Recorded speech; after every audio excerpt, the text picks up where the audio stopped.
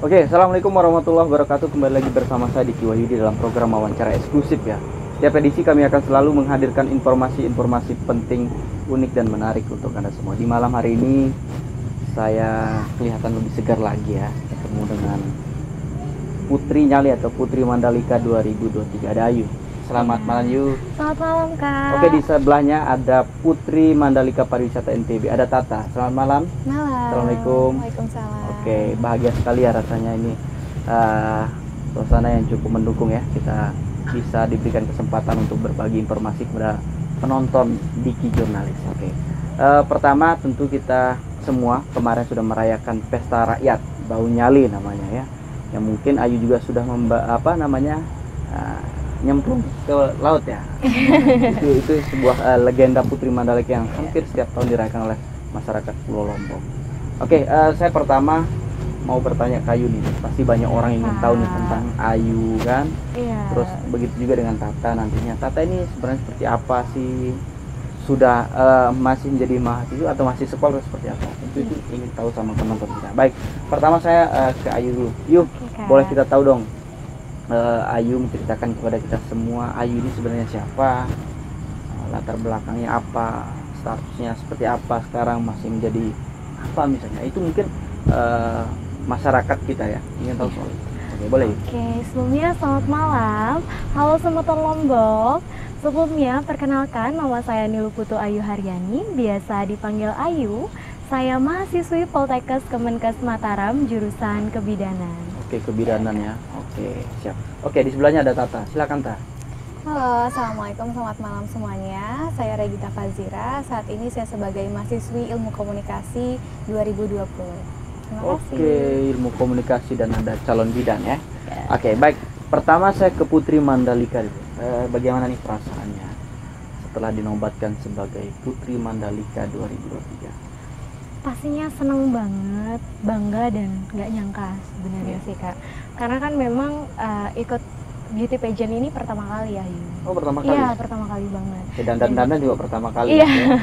Jadi belum ada pengalaman sama sekali di beauty pageant. Terus ternyata puji syukur diberikan tanggung jawab untuk terpilih menjadi Putri Mandalika, sebuah anugerah yang luar biasa juga dari Tuhan untuk Ayu. Jadi pastinya senang banget dan bangga banget. Oke, kalau boleh tahu pertama kali Ayu siapa yang mendorong untuk ikut daftar menjadi calon Putri Mandalika? Dari diri sendiri sebenarnya Kak, dan juga support dari orang tua. Karena memang dari kecil Ayu udah pengen banget ikut ajang-ajang putri gitu. Jadi terinspirasi juga dari Putri Indonesia, kemudian dari ajang-ajang putri yang lain, tapi memang belum tersampaikan gitu Kak. Nah, kebetulan waktu itu Ayu tahu ada pemilihan Putri Mandalika, itu H-3, waktu itu H-3 penutupan, jadi coba ikut, ngeyakinin diri, oh coba deh kayaknya bisa gitu. Karena Ayu rasa juga Ayu punya potensi yang kalau Ayu cuma stuck di sini aja, jadi kayak buat apa gitu loh, jadi nggak berguna juga buat orang lain gitu. Ayu pengen apa yang Ayu punya tuh bisa berguna buat orang lain. Oke, calon bidan. Sudah semester berapa sekarang? Baru semester 2. Baru semester 2. Baik, saya ke Tata dulu. Tata, kalau boleh tahu Tata tadi ilmu komunikasi ya? Iya, ilmu komunikasi. Di universitas mana Tata? Di Unram. Unram ya? Oke, awal mulanya seperti apa sih Tata mau ikut daftar juga nih ya sebagai calon Putri Mandalika pada saat seperti apa? Jadi awal mulanya kita cerita santai aja kali ya dari awal. Tata sempat tahu Putri Mandalika ini dari tahun 2022. Di situ memang ada beberapa teman-teman Tata yang terlibat di Putri Mandalika, seperti Putri Mandalika sebelumnya, Kak Anggi.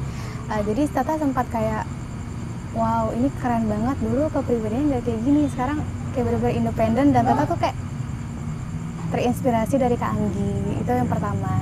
Dan kedua, tentunya dari diri sendiri juga, dan dorongan orang tua yang emang support. Dari Tata awalnya tuh emang dari kecil punya hobi modeling. Jadi dulu sempat ikut beberapa sanggar modeling juga, sempat ikut beberapa lomba waktu masih SD sampai SMP. Dan setelah itu Tata di SMA tuh fokus ke akademik. Jadi baru sekarang ada niatan lagi untuk mengembangkan itu gitu Kak. Baik, kalau boleh tahu ke Ayu lagi, orang tua aktivitasnya apa sih? ini tuh pasti banyak orang Iya. ingin tahu kan. Iya. Oke, gimana tuh? Kalau orang tua Ayu, papa tugas di Polresta Mataram, Oh, polisi, anggota. ya, anggota. Kalau mama ibu rumah tangga, sehari-hari jaga adik gitu. Oke. Berarti dari berapa bersaudara khusus Ayu? Ayu dari 5 bersaudara, anak pertama. Oh, iya, besar. Iya, paling besar. Oke, kemudian saya ke Tata. Tata, orang tua seperti apa background orang tua? Kalau dedinya Tata itu bendahara di kantor. Oke. Kalau mami juga ibu rumah tangga, ngurus adik di rumah. Oke. Kalau sekarang kesibukan Ayu apa? Selain menjadi mahasiswa. Jadi selain jadi mahasiswi, Ayu juga aktif di ekstrakurikuler, kemudian juga di tari tradisional lebih tepatnya, kemudian di beberapa organisasi baik di dalam kampus maupun di luar kampus. Jadi di luar kampus itu ada namanya KMHDI, yaitu Kesatuan Mahasiswa Hindu Dharma Indonesia. Dan selain itu, Ayu juga punya usaha buket. Jadi keren. sehari-hari itu kalau ada waktu luang, Ayu sempatkan untuk fokus ke Sejak usaha kapan tuh juga. mulai usahanya? Mulai dari tahun 2020. Oh, Ya.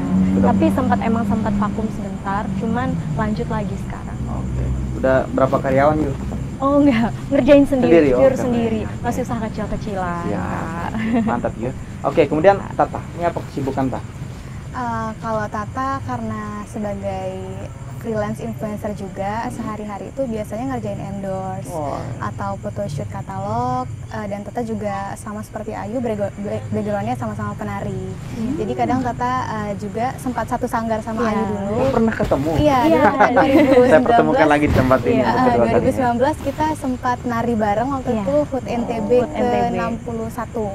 Oke. Ya, itu kita nari bareng, kenalnya dari situ, kenal akrab juga. Jadi kalau udah sekarang harus kerja bareng sama Iya. Ayu tuh rasanya udah Kerja kita tim ya? connect, iya. Gitu. Oke, waktu pertama ketemu di lokasi seleksi seperti apa? Memang udah tahu ada niat barengan untuk Enggak, Enggak. sama-sama Kaget, kaget. saling kaget ketemu. Oh, kamu Iya, ikut iya, gitu. Dia juga, gitu. Tata tuh ikut juga Iya. gitu. Jadi kita ketemunya tiba-tiba aja di situ. Berarti kalau khusus Tata lebih banyak apa ya di depan kamera lah ya. Iya, Oke, benar. sejak tahun berapa tuh Tata? Dulu Tata berangkatnya dari modeling juga di 2017.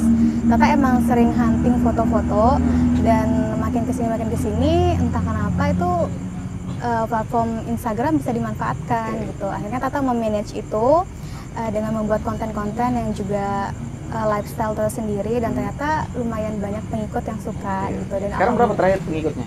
29.000 alhamdulillah. Keren ya. Oke. Oke, Ayu. Ayu setelah kita tahu bahwa itu aktivitas yang ini yuk, mungkin orang ingin tahu lah ya. Ketika kita sudah mimpi mendapatkan mahkota itulah ya. Pasti saya yakin Tata dan Ayu sebaliknya juga sudah memikirkan ya, apa sih yang mau dilakukan setelah terpilih seperti saat ini misalnya. Saya mulai dari Ayu dulu. Oke, kalau dari Ayu sendiri memang dari sebelum biarpun cuma H-3 waktu itu Ayu daftar, Ayu sudah memplanning apa aja yang memang nantinya akan Ayu berikan untuk Nusa Tenggara Barat.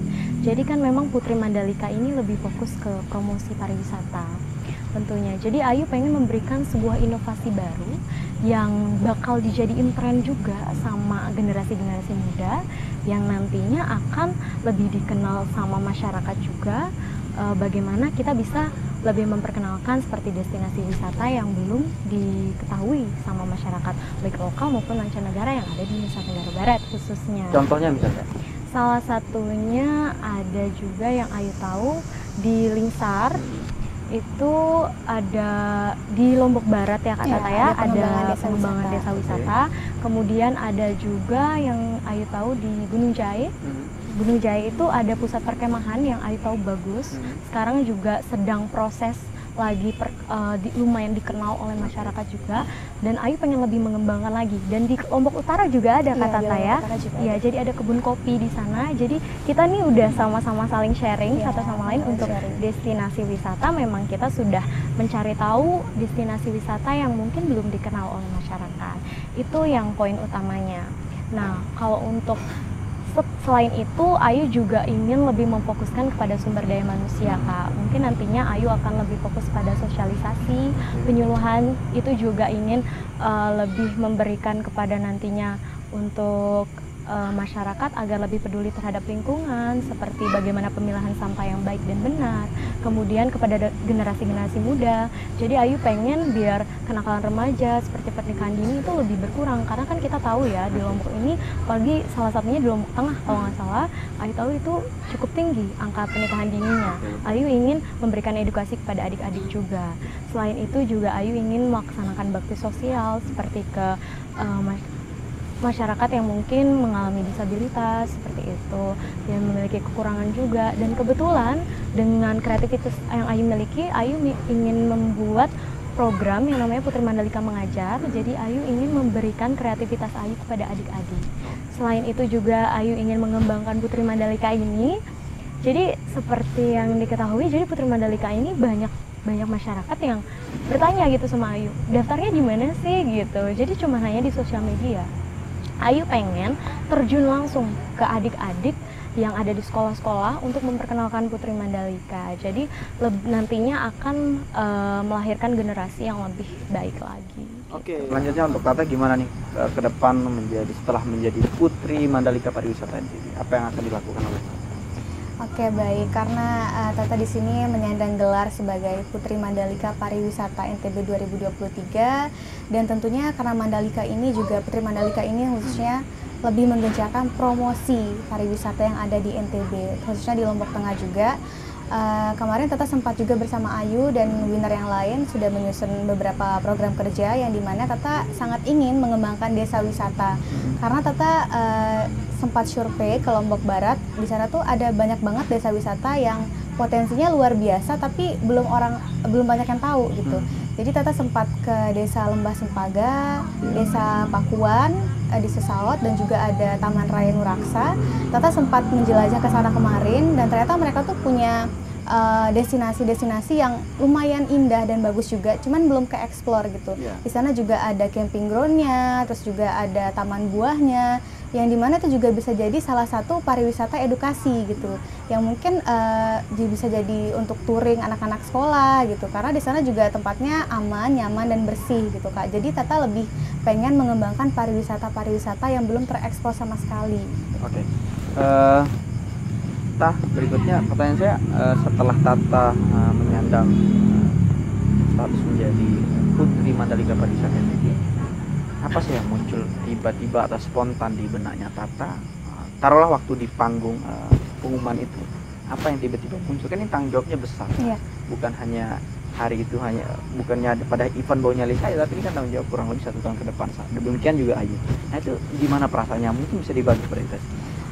Untuk perasaan Tata happy tapi campur aduk juga, karena ini tentunya bukan hanya gelar tapi sebuah tanggung jawab dan juga amanah yang akan Tata emban selama 1 tahun ke depan.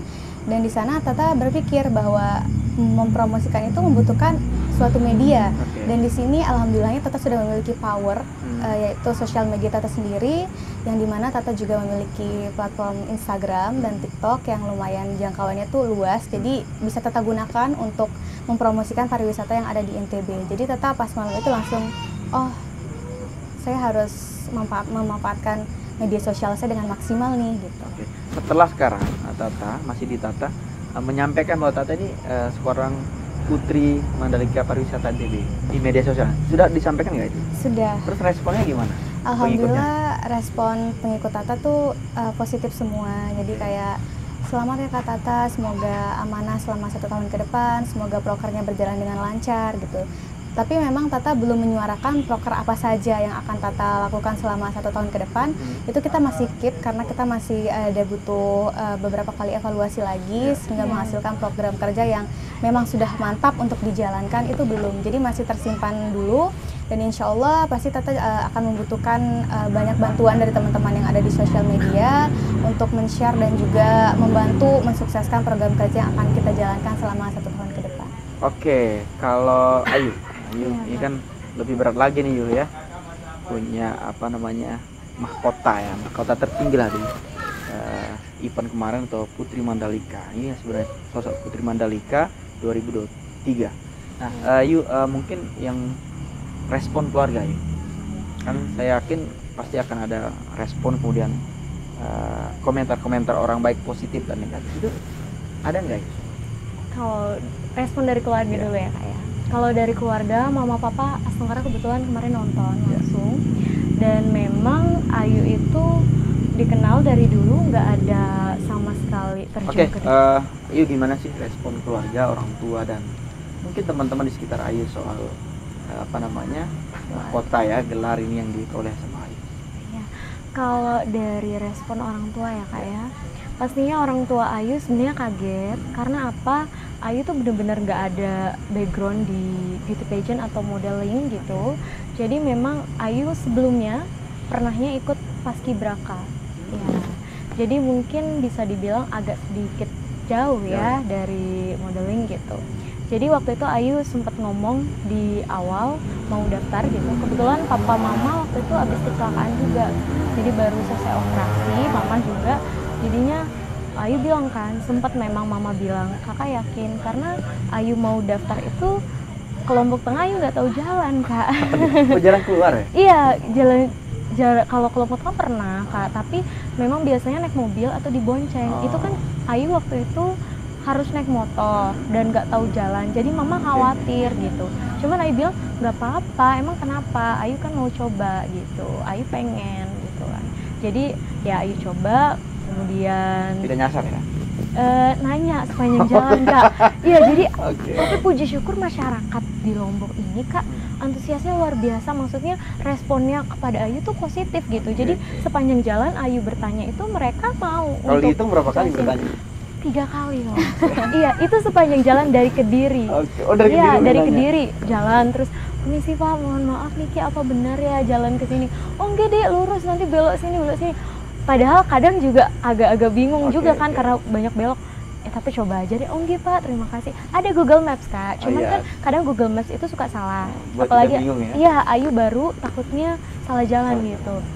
Itu sih. Jadi awalnya memang mama agak takut gitu. Tapi setelah akhirnya Ayu bilang lolos 15 besar, itu papa langsung kaget gitu, kayak kok bisa gitu kan ngelihat anaknya gitu. Tapi ternyata Ayu bilang, Ayu mau coba Pak gitu, siapa tahu memang Ayu punya potensi di sini gitu. Akhirnya kemudian karantina, dari karantina, itu setelah itu supportnya besar banget gitu. Jadi kakak kira-kira apa yang memang dibutuhkan, mungkin bisa kasih tahu mama sama papa. Tapi memang Ayu belum mau sama sekali untuk ngerepotin, maksudnya kayak beli-beli sesuatu. Ayu bilang sama mama sama papa, Ayu nggak perlu itu gitu. Jadi Ayu jalan karantina bener-bener sendiri gitu. Setelah jalan terus Ayu cuman kasih tahu titip pesan, Ma besok kakak tanggal sekian grand final, mama kalau bisa nonton ya syukur, kalau nggak apa-apa gitu. Dan puji syukur karena papa sibuk juga nonton, akhirnya datang gitu. Ayu lihat nonton, mama seneng banget gitu dalam hati. Jadi waktu turun panggung sebenarnya Ayu nggak mikir menang sama sekali Kak. Jadi karena memang udah tahu pengalamannya kurang dan ngelihat teman-teman yang lain itu punya potensi dan pengalaman yang luar biasa di beauty pageant. Jadi Ayu bukan nggak mau menang, tapi lebih ke mungkin kakak-kakak senior ini punya kesempatan lebih gitu. Tapi dalam hati ya pengen gitu, pengen. Baik, kalau Tata gimana Tata pengalamannya Tata? Pengalaman pas Mungkin karantina respon kemarin. dulu, respon keluarganya seperti apa? Respon orang tua, karena mungkin orang tua Tata juga agak sibuk gitu ya. Jadi Tata kayak cuma izinnya itu setelah masuk 15 besar. Jadi sebelumnya orang tua tuh nggak tahu. Iya, nggak tahu karena emang posisinya orang tua Tata sibuk dan Tata juga komunikasinya di rumah tuh sama orang tua paling malam aja. Kalau lagi sempat makan malam, ngobrolnya pas makan malam, habis itu istirahat dan besok pagi aktivitas lagi masing-masing gitu. Karena Tata juga pribadi kan sering keluar rumah maksudnya untuk kerjain endorsement ataupun preset dan lain sebagainya. Jadi kalau sama orang tua tuh jarang ngobrol yang lama gitu, kecuali kalau ada momennya gitu. Jadi pas awal Tata keluarga pun nggak ada yang tahu, sampai orang-orang terdekat Tata juga nggak ada yang tahu sama sekali. Setelah Tata masuk 15 besar tuh semuanya kaget gitu, kayak loh kamu daftarnya kapan, kok bisa gini-gini. Terus aku bilang sama Mami, Mom, kakak dapat 15 besar Putri Mandalika. Terus loh kapan daftarnya? Kok nggak bilang kayak gitu. Terus sekarang gimana ke depannya gitu. Terus Tata jelasin nanti ada karantina tanggal segini dan pastinya orang tua Tata tuh support banget karena Tata emang hobinya dari kecil, cuma karena badan Tata yang kurang proporsional ya Kak, jadi sempat kayak dia, kakak nggak mau diet dulu apa gimana, tapi kakak udah cukup kok segini badannya kayak gitu. Jadi benar-benar didukung banget. Dan kalau untuk soal makanan pas itu Tata langsung dijaga makanannya kayak biar nggak berat badannya langsung meningkat gitu, bisa tinggi gitu. Jadi Tata dimasakin yang kayak hari ini makan ini, hari ini makan ini. Jadi lebih diatur gitu makannya sama Mami, lebih diperhatiin gitu. Jadi ya pas udah karantina selalu diteleponin, Kak gimana? Hari ini mau cerita apa gitu. Sebenarnya kalau orang tua Tata emang komunikasi secara langsungnya itu jarang. Tapi kalau untuk lewat telepon dan lain sebagainya itu sering banget. Terus untuk pengalaman Tata selama dari awal daftar sampai di titik ini, Tata kan daftarnya tuh bareng sama satu teman juga yang salah satu finalisnya, cuma dia cukup sampai kemarin alhamdulillah masuk 15 besar juga bareng-bareng sama Tata. Jadi berangkatnya tuh bareng, jadi dari rumah dijemput dulu satu-satu, Tata jemput dulu satu-satu baru berangkat ke Lombok Tengah gitu barengan. Nggak nyasar juga ya? Enggak, dan karena Tata tuh udah sering ke Lombok Tengah juga, sering visit, ada beberapa store juga yang Tata pernah visit di Lombok Tengah, jadi Tata udah tahu jalan. Terus selama karantina nggak begitu sulit, tapi juga nggak mudah buat dijalanin karena pastinya Tata kan butuh otak yang fresh untuk menerima ilmu-ilmu baru yang belum pernah Tata dapetin. Terus pas malam grand final kemarin, awalnya orang tua Tata nggak nonton karena harus berangkat keluar kota. Waktu itu Tata telepon H-1, jadi bisa nonton nggak? Katanya nggak bisa, kan mau berangkat ke sini. Oh ya udah nggak apa-apa gitu. Nggak ada yang tonton? Iya, awalnya tuh nggak ada yang nonton sama sekali. Tapi pas malam-malam tuh tiba-tiba ditelepon, kita udah nyampe, katanya kayak gitu. Kayak dia dikasih surprise gitu loh. Jadi, nyampe di mana? Ini udah di parkiran ini, terus kita duduknya di mana? Kayak gitu. Jadi Tata kasih tahu, Tata langsung bilang ke ketua paguyuban juga, Paman ini harinya nonton, ini duduknya, oh iya silakan gitu. Jadi dedinya Tata tuh samping-sampingan sama orang tuanya Ayu duduknya gitu. Lagi ya? Reuni juga di sini. Iya, samping-sampingan duduknya. Dan waktu itu Tata juga agak nervous karena ini juga salah satu beauty pageant yang pertama kali Tata ikutin, karena sebelum-sebelumnya tuh pas masih SMP, pas masih kecil. Jadi agak nervous lagi Tata buat nyoba beauty pageant yang sekarang, apalagi dibandingin sama teman-teman yang lain yang kayak dibilang sama Ayu pengalamannya juga udah banyak. Jadi Tata agak nervous sebenarnya, cuma Tata trustin myself, kamu bisa kok Ta, kamu pasti bisa gitu. Dengan niat baik yang kamu punya, pasti Allah tuh mudahin gitu. Jadi Tata udah percaya diri aja deh, pokoknya yang penting Tata udah ngelakuin yang terbaik gitu. Dan Tata sebenarnya nggak begitu banyak berharap sih Kak, sebenarnya, cuma alhamdulillahnya Allah tuh kasih Tata jalan ke sini dan tanggung jawab dan amanah yang bakal Tata jalanin selama 1 tahun ke depan. Oke, terakhir untuk Tata, pengalaman hidup ya, dari kecil sampai sekarang, mungkin dari TK atau SD sampai sekarang, pengalaman yang sulit dilupakan itu, kita semua punya pengalaman yang itu, Tata apa soal itu? Jadi sebelumnya Tata 3 bersaudara, Tata anak kedua dari 3 bersaudara. Dan kakaknya Tata tuh anak yang paling manja banget. Jadi dia dianterin sekolah tuh sampai kelas 6 SD ditungguin. Sedangkan Tata enggak. Jadi Tata tuh dulu kalau berangkat TK itu dianterin Dedi. Tapi pulangnya nggak dijemput. Jadi kayak nebeng sama siapa yang jalan pulang gitu ya. Kadang Tata juga naik angkutan umum kayak bemo, kayak gitu-gitulah pokoknya. Tapi yang udah emang kenal sama orang tua, jadi dititipin, entar titip anak saya ya, jemput di sini gitu. Jadi Tata dititipinnya tuh di angkutan umum gitu. Tapi alhamdulillahnya kan sama keluarga juga baik, sama orang-orang pada kenal gitu. Jadi Tata alhamdulillah juga dijagain gitu sama pak sopirnya, dianterin pulang. Terus juga waktu bisa dibilang Tata waktu masih kecil tuh paling mandiri di antara saudara-saudara yang lain. Terus Tata juga sempat jatuh dulu waktu masih kecil gara-gara ngejar es krim. Dan sampai sekarang masih suka es krim. Di sini tuh ada 13 jahitan sih sebenarnya. Gara-gara itu es iya. krim ya? Dulu waktu sore-sore Tata tinggalnya di komplek. Jadi di kompleknya tuh belum kelar pasang batako gitu. Ada es krim lewat. Tata kan baru kelar mandi sore lah ya, anak-anak kecil langsung lari terus ke Sandung. Jadi di sini tuh bocor 13 jahitan sampai sekarang tuh nggak bisa hilang. Gara-gara es krim. Iya, Ntar tapi suruh Satria yang gebukin es krim. Itu yang sudah dilupakan ya. iya sampai Oke. sekarang. Soalnya biasanya kalau lagi di makeup ataupun sebagainya tuh pasti ditanyain, ini jidatnya kenapa? Terus Oke. jatuh ngejar es krim gitu. Hah? Ngejar es krim gitu. Mungkin Kayak gara-gara itu banyak endorse juga. iya. Oke, saya geser ke Ayu. Ayu, terakhir nih pengalaman yang sulit dilupakan yuk dari saat masih kecil sampai dengan saat ini. Apa kira-kira ini? Ya, salah satunya tadi ya itu hampir nyasar ya, tapi Iya. tidak nyasar. Mungkin ada lagi yang lebih parah. Ya, sebenarnya nggak parah sih Kak. Jadi Ayu tuh lahir cerita ya Kak. Sekarang nih jadinya. Mulai. Ya, jadi Ayu lahir di Mataram. Mama juga Mataram, tapi papa lahir di Jakarta. Jadi papa lahir di Jakarta, kemudian dapat tugas di Lombok gitu. Nah, jadi pas Ayu umur 2 tahun, Ayu itu dibawa sama nenek kakek ke Jakarta. Ya, jadi Ayu 9 tahun tinggal di Jakarta itu nggak sama orang tua. Wow. Iya, jadi sampai mau naik SMP itu baru sama orang tua. Kembali ke orang. Iya, jadi selama 9 tahun itu sama nenek. Kenapa sih? Karena nenek kakek ngerasa kesepian sebenarnya. Oh, di sana. gitu. Iya sih, karena ngerasa kesepian. Bukan sebenarnya. seperti Tata kan di Bukan. titik gitu. Jadi nggak yang, ya cuman karena kesepian aja. Jadi ada teman. Jadi pengen ada temen gitu, karena kakek juga sibuk. Nenek pengen biar ada temennya di rumah. Oke, baik. Itu yang sulit dilupakan. Iya. Oke, itu dia ya. Putri Mandalika Pariwisata NTB ada Tata dan Putri Mandalika NTB 2023 ada Ayu. Iya. Terima kasih atas waktunya malam hari ini ya. Semoga ini memberikan informasi penting untuk masyarakat luas ya. Dan tentunya kita menunggu gebrakan dari dua ya, Putri Pariwisata dan Putri Mandalika NTB 2023. Sampai ketemu di edisi berikutnya. Saya Yudi Wahyudi. Assalamualaikum warahmatullahi wabarakatuh.